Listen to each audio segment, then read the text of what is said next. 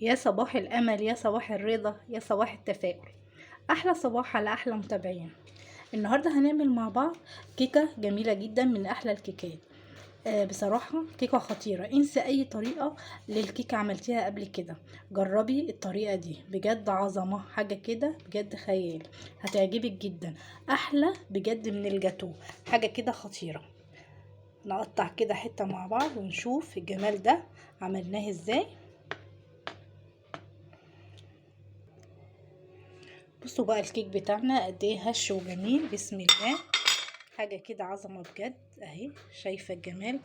بسم الله، حاجه كده بجد خطيره. لو محتاره تقدمي لضيوفك اي حاجه حلوه في ثانيه كده هتعمليها. شايفه الجمال؟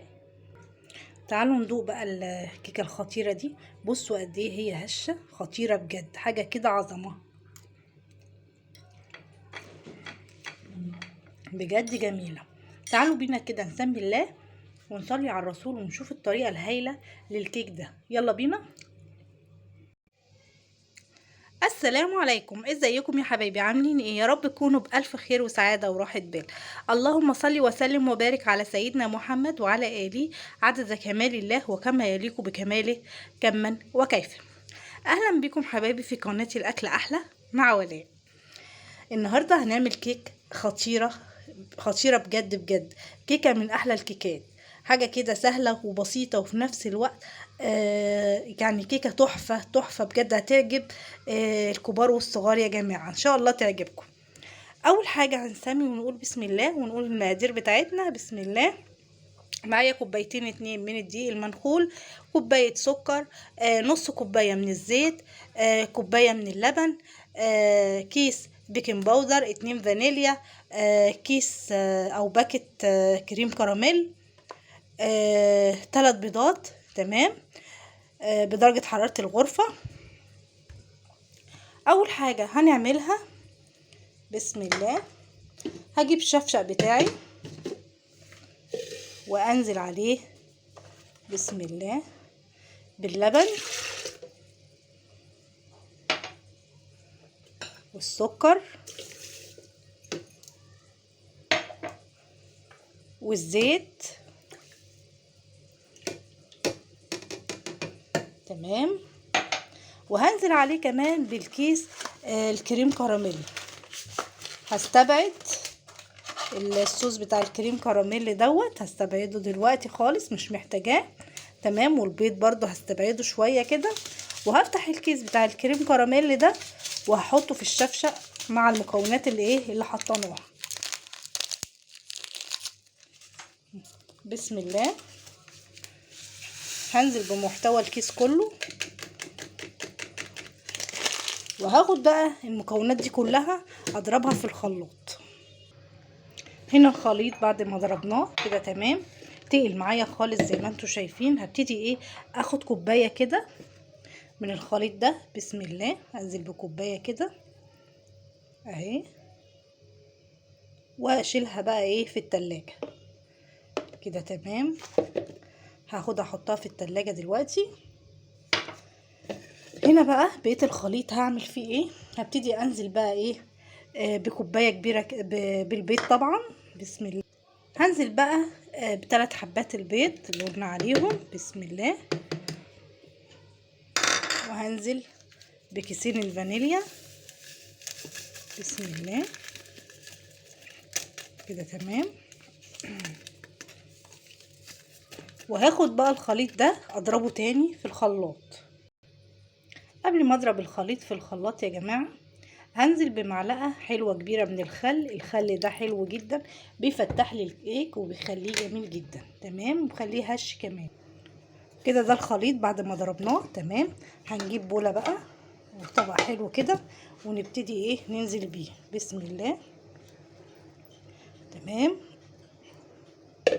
هنا بقى عندي دقيق، هنزل عليه برشة ملح صغيرة كده خفيفة، مع كيس البيكنج باودر كله طبعا، بسم الله. وهقلبه بقى كويس اهو. هبتدي بقى انزل بقى على الخليط بتاعنا ده واحده واحده بالدقيق، واقلب بالمضرب كده بسم الله على اتجاه واحد. ابتدي اقلب بقى كويس كده الكيك بتاعنا، وادي بقيه الدقيق كده تمام. طبعا الفرن من ساعه ما ابتديت اجهز للكيكه او اعملها وانا مشغلاه عشان يسخن معايا ويديني نتيجه كويسه. وكده قوام الكيك بتاعنا، شايفين القوام عامل ازاي؟ حسيتي الخليط او العجينه بتاعت الكيكه تقيله شويه، ممكن تزوديها بمعلقه او معلقتين من اللبن وتقلبيها كويس. بصي عشان المقادير مظبوطه، فالكيكه طالعه معانا مظبوطه، ان شاء الله تطلع معانا مظبوطه باذن الله. شايفين هو ده القوام الصح. عندي هنا بقى ايه الصينيه بدرتها بالاول بنقطه زيت كده وبدرتها بالدقيق، وهبتدي ايه انزل مقادير الكيك بتاعنا كله في الصينيه بسم الله اهو بالشكل ده. نظبط الدنيا كده كده. الكيك بتاعنا جاهز. طبعا هدخله على درجه حراره 180 ونشوف الجمال ده بعد ما يخرج من الفرن عامل ازاي. ده كده شكل الكيك بتاعنا بعد ما خرج من الفرن. عندي بقى ايه عصايه الشيش طاووق، هبتدي ان انا اعمل ايه زي فتحات كده في قلبها اهو بالشكل ده. طبعا انا اختبرتها لقيتها الحمد لله استوت زي الفل، حتى بدليل ان انا كل ما بعمل الفتحات دي بصوا بتطلع العصايه نظيفه خالص ازاي اهو. طبعا هي لسه سخنه خالص طالعه من الفرن. عملنا الفتحات زي ما انتم شايفين بالشكل ده كده تمام. هبتدي بقى عندي كوبايه نص كوبايه او كوبايه الا ربع من اللبن، هبتدي انزل بيها هسقي الكيك بتاعنا ده بسم الله بالشكل ده. طبعا الكيك سخن يا جماعه اهو، ما تخافيش مش هيجرى لها اي حاجه اهو. بصوا شربته على طول ازاي اهو كده تمام. هشيل القشطه اللي على الوش دي كده خلاص. بعد ما سقينا الكيك باللبن زي ما انتم شايفين، هبتدي بقى الكوبايه اللي احنا كنا شايلينها في التلاجة على الرف هبتدي انزل بيها كده. طبعا الكيك هنا بارد خلاص، سبته خالص لما بارد، لازم يبرد عشان الكريم كراميل ما يسحش مننا واحنا بنحطه كده.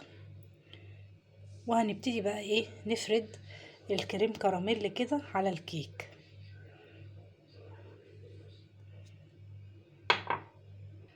هنبتدي بقى ايه نفرد الكريم كراميل كده على الكيك اهو واحدة واحدة كده بسم الله بالشكل ده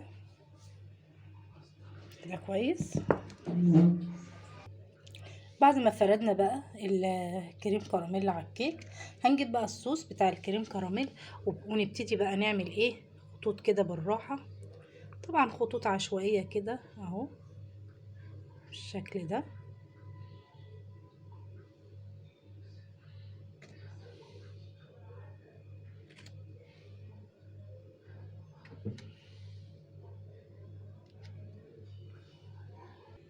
خلاص كده بعد ما عملنا بقى بالصوص، هنبتدي بقى بعصايه الشيش طاووق هنعمل بقى ايه راحه جايه كده شكل اللي هو الشكل الجميل اللي احنا عارفينه ده اهو. راحه جايه كده تدي منظر حلو قوي وشكل كمان جميل للكيك اهو بالشكل ده. بصوا الشكل بقى جميل قد ايه، حلو قوي قوي. وطبعا نقول بألف هنا وشفا. لو عجبكم الفيديو ما تنسونيش طبعا في اللايك والشير وسبسكرايب للقناة. والسلام عليكم ورحمة الله وبركاته.